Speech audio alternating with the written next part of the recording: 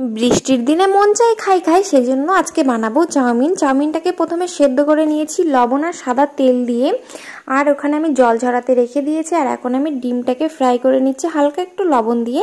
তারপর আবারও কড়াইতে তেল দেওয়ার পরে দিয়ে দিচ্ছি 4-5 কোয়া মতো রসুন কুচি, 1/2 ইঞ্চি মতো আদা কুচি। এগুলোকে ভালো করে ফ্রাই করে নেওয়ার পরেই দিয়ে দিলাম পেঁয়াজ কুচি।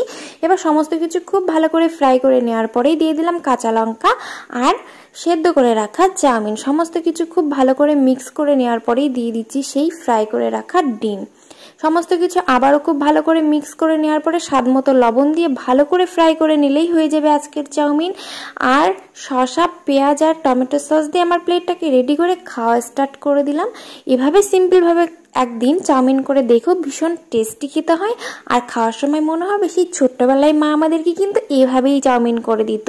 বাইরে বৃষ্টি আর এখন খাচ্ছি চাউমিন, ফিলিংসটা ছিল অসাধারণ।